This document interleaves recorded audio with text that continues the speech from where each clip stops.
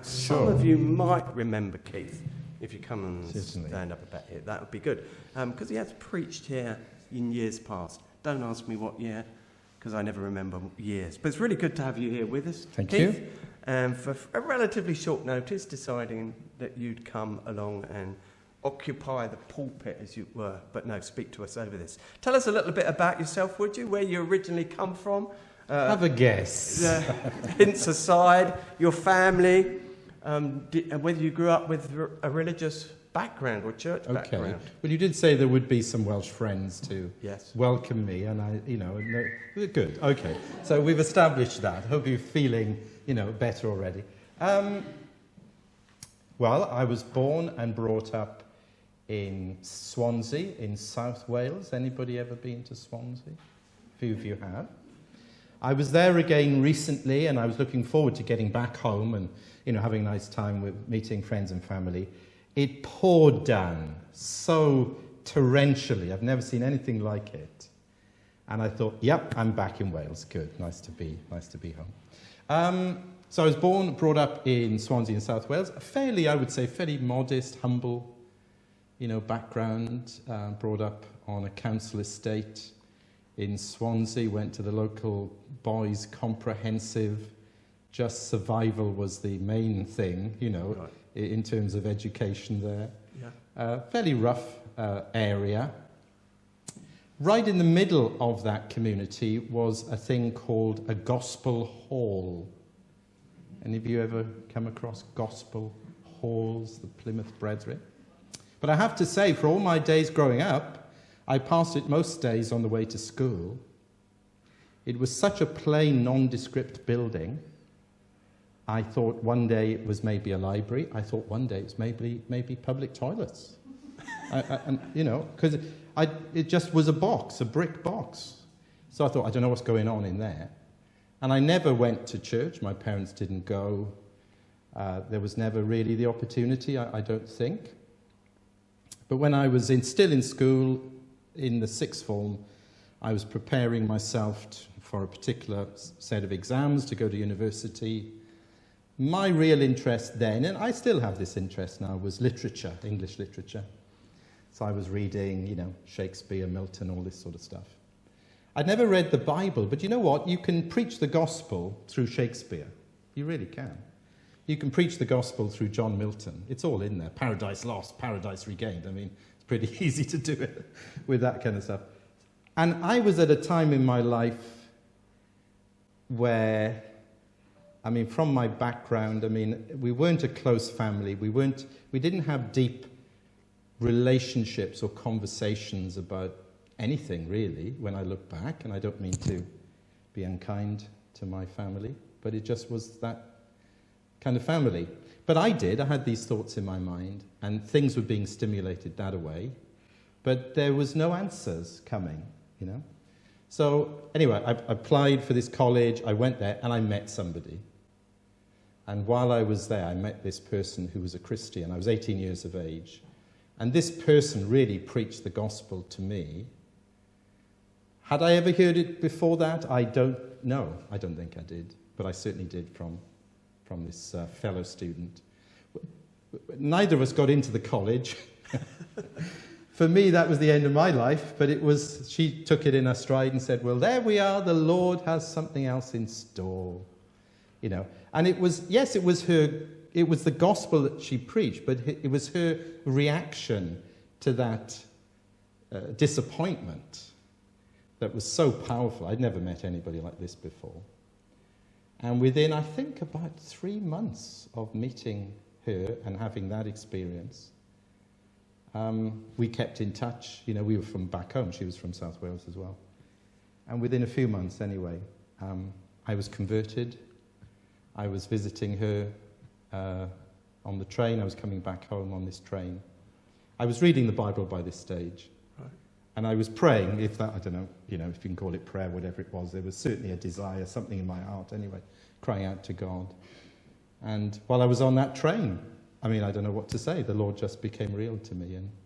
And I got off the train the other end, and I was a new person. And did you feel that? I did. Right. In what ways did you feel it? I felt immediately something I'd never known before, which was real, deep peace.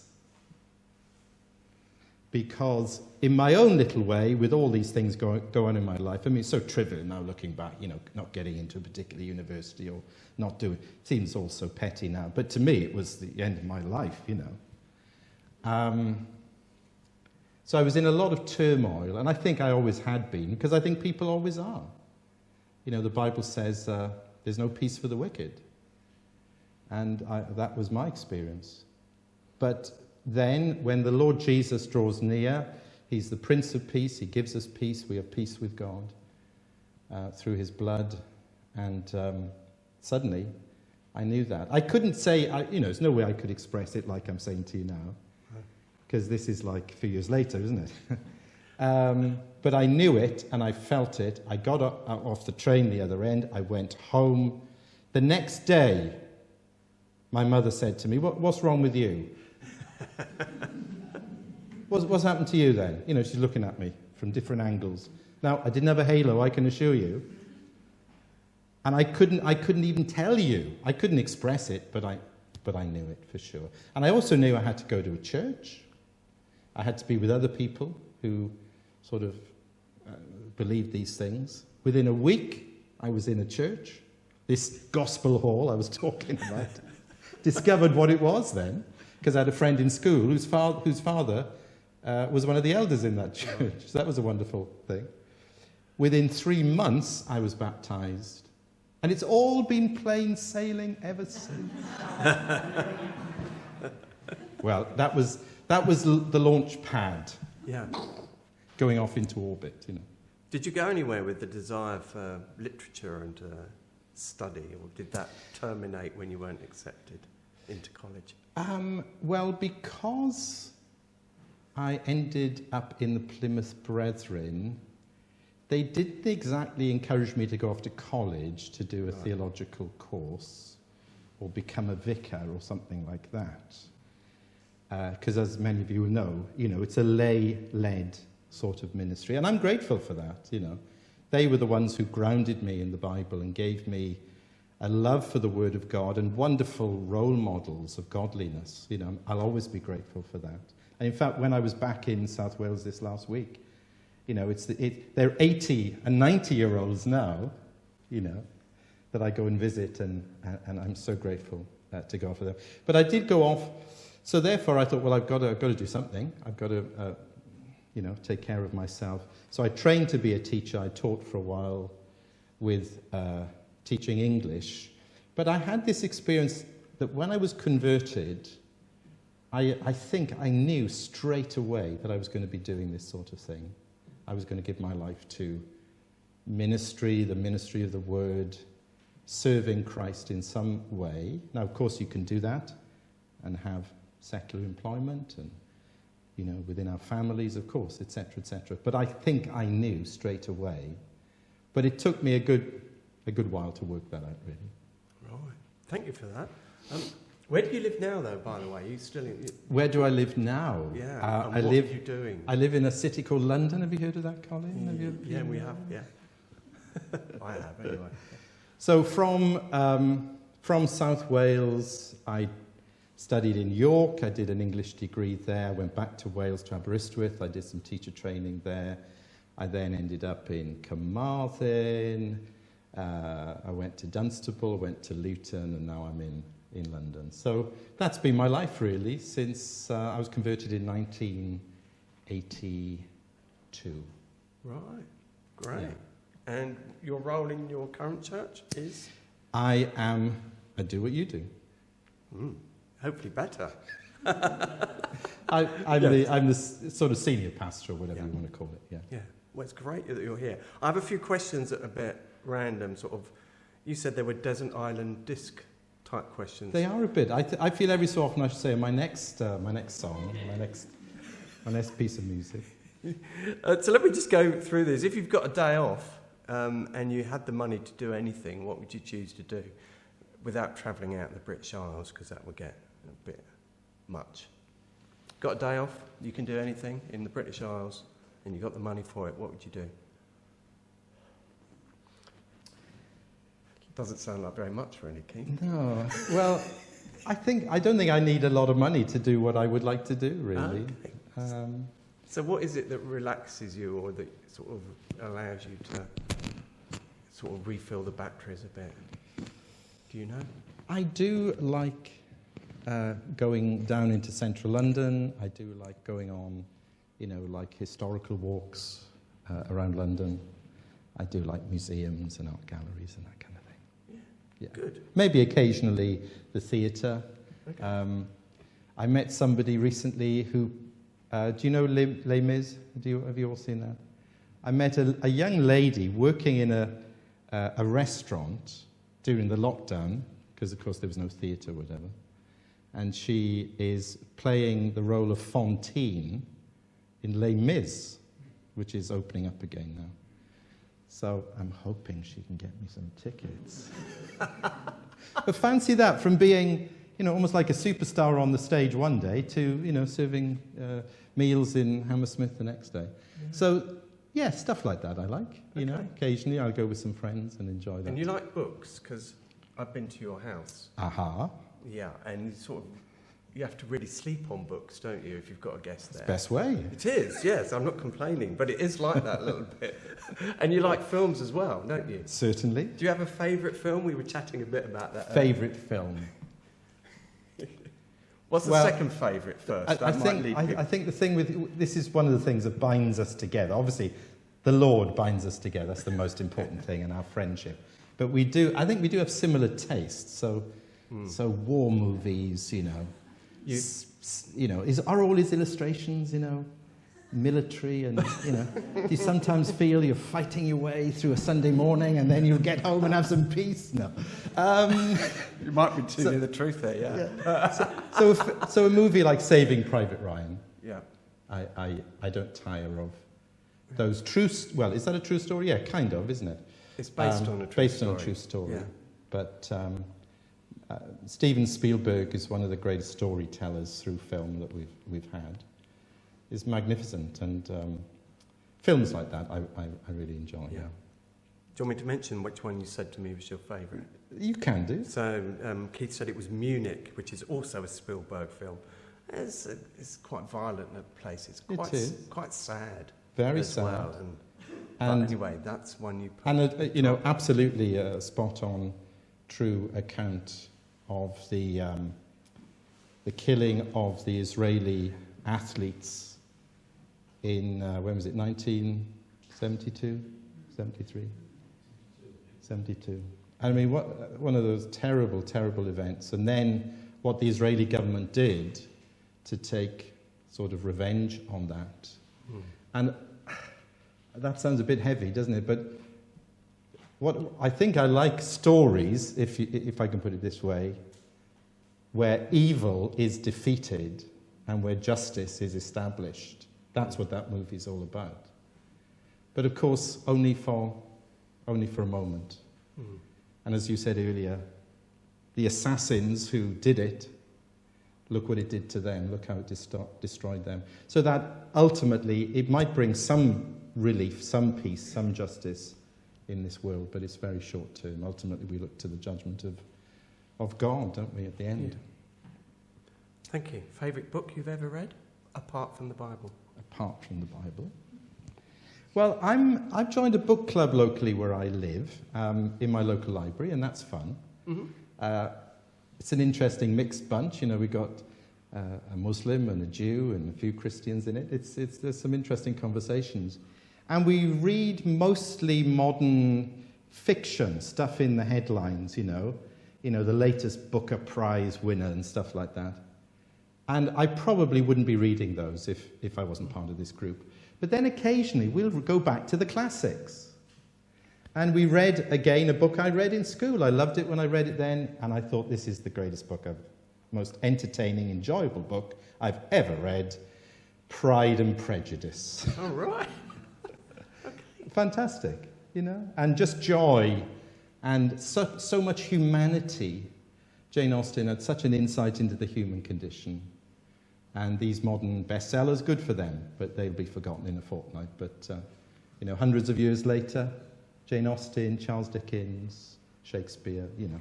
Why do they last and stand the test of time? Because they were geniuses. Mm. And probably they rang true to the human experience Yeah. better than perhaps more modern novels might do. Yeah. I mean, I'm guessing, I don't know the literature Yeah. that well. I Yeah. think so. I think you're Yeah. absolutely spot on. Right, what's the most... Is this boring? Are we okay? Oh, yeah. Oh, yeah, That's come great. on. You said it might be so boring we'd finish after 10 minutes. No, I didn't think we'd finish He off always at 10. says things like that to me, you know. Well, we're going to take a break on because we have factored in 3 songs, so we're going to sing Lord of the Church. Lovely. But it's quite interesting, isn't it? Because I joked that we should call you Paul because on the train not only did your life change, but you had this sense that you would be in ministry one day. And some of you youngsters, you know what you would like to do when you grow up, and then others of us didn't have a clue. And yet, you know, it's interesting how the Lord deals with each of us in different ways, and that he has got tasks that he wants us to do. And sometimes we tend to grade them on a scale, but if the Lord's given us that passion and those gifts, and if it's a good work to do, then we should follow him in that. Indeed. And so we're going to sing a Lord of the Church, and then come up, we just try and go over a little bit about what you'll be doing this week. You're pastor of a church in Hammersmith. What literature, you mentioned Pride and Prejudice, but what other literature has shaped your life? And you also mentioned certain key figures, perhaps going back to the day of the Gospel Hall, certain key figures that sort of spurred you on, if that's words you would use, they're words I would use. What were those? Books or people that Books really and helped people, you? okay. Yeah. I would say the books that have had the best, the healthiest influence on me have been those which have had a strong biblical doctrinal content. It's not popular necessarily to say that these days, but when I look back through reading, you know, things like the little Puritan paperback series, I wasn't introduced to that at the beginning, but later on, you know, that was fairly meaty, strong stuff, and gave me, I think, a vision of God and an understanding of the gospel and grace, which was tremendously helpful. I'd recommend those to anybody. And a sort of modern writer who's saying the same things but in a slightly more accessible way, because most of the Puritans were in the 17th century. I would be someone like Sinclair Ferguson. I remember being introduced to, again, short little paperbacks on great subjects like adoption, how does God guide. He's got a lovely little book just on Christian doctrine, etc., etc. Again, it's not popcorn. You have to chew and you have to make an effort, but such is the Christian life. So those are the books that I've found most helpful, that have stuck and have fed me, you know, that have got a strong biblical doctrinal content. Of course, I also love things to do with church history and Christian biography as well. I can't think of any one in particular that stands out, but I mean, that's really important and very inspiring to see that being worked out in history. In terms of people, again, I could drop a lot of great names here, couldn't you? I could tell you about how my relationship with Dr. Martin Lloyd-Jones, you know, but he actually died the year that I was converted, so I never did know him. I've been to his grave, by the way. Oh, Daddy still speaks. Indeed. Maybe. I would say, again, his writings, his ministry, when I think about it, though I never met him, I've met hundreds of people who did, and that influence through time. But the people, I mean, great people like Dick Lucas was an influence through the Cornhill training course. I mean, I've met some wonderful preachers and wonderful Christians over the years. But I think I would go back to those days in the Gospel Hall, you know. Right. Partly because I had nothing, you know, except what the Lord had given me, and I walked into that church, And they loved me and they accepted me and they disciplined me because I certainly needed that. And not all those people are still walking with the Lord. I have to tell you that. But you will see that, of course. You have seen that, haven't you? In your Christian lives and in the Christian church. But many are, and they seem to be, and they don't look much older than they did. I mean, once your hair goes white, I mean, that's it really, isn't it? Or it all falls out. But those, I've come to appreciate the sincerity, the godliness, the humility, and the simplicity of the lives of people like that. And I'm drawn back to them. And I want to be like that, you know. Yeah. Yeah, and that's helpful, isn't it? Because those people back in the gospel hall, most people wouldn't know much about, wouldn't be of much significance probably in their community, although, you know, we don't altogether know. But we've had people, haven't we, in churches who've, you know, given their time and taught us in Sunday school, led youth work and other things. And we remember them not just because we enjoyed the time with them, but because there was a warmth and a love and a keenness for Jesus. Absolutely. That sort of shone out of them. We wouldn't necessarily have labelled it as that, all of that, at the time. And it's a reminder, isn't it, that, you know, fragile people that we are, the Lord can use people like us to lead others in the right direction. Yeah, absolutely. Anyway, this weekend you're teaching on 3 subjects that some might think are a bit random. But you like random, don't you? I can like random, yes. Can seem random. So, explain yourself. Why are you... No, I don't mean that. Yes, my lord. Why are you speaking on these 3 subjects? What's the connection? What's stirred them up? And why do you think... did you think that you'd speak them here? Yeah. I'll give you the platform. Thank you. Yeah. Well, when Colin asked me to, you know, possibly come and share with you over this weekend, I thought, you know, there's always maybe a danger or a temptation, you know, to want to come up with something impressive or, you know, to sort of wow you, you know, with some great presentation and, you know, to take you through the book of Jeremiah in 3 sessions or something. So I thought, well, no, I'm not going to do that. I don't want to do that. So what do I think would be helpful? And the illustration comes to mind of a 3-legged stool. If you only got 2, or even 1, you know what's going to happen to that stool, don't you? So you need those 3 legs to get stability and to be able to use it. And, you know, that's what a stool is for, to sit on. And I remember it being said that in the Christian life, and particularly in ministry, as we try and share with people the ways of God from the Bible, there are 3 great dimensions that we need to reflect. It's great to do expository preaching. It's great to go through books of the Bible. But these 3 things, you know, must always be there in a balanced, full, powerful, maturing ministry. One, of course, one of those legs must be doctrine. So tomorrow morning, I hope to look at the most basic truth of all, or one of them anyway, certainly, to do with the cross. So I've entitled that The Cruciality of the Cross, how central, how essential that is. We'll be looking at Psalm 22, and that'll be tomorrow morning. And there's obviously a lot of doctrine in that when we talk about justification or propitiation or whatever. You know, that's a doctrinal thing. There's also a lot of experience in that. That takes us into the heart, into the depths of Christian experience. It's a psalm. It's a song. It's somebody's experience. So we reflect on our own experience. So that'll be tomorrow morning. Then another one of those legs on the 3-legged stool would be what you might call ethics.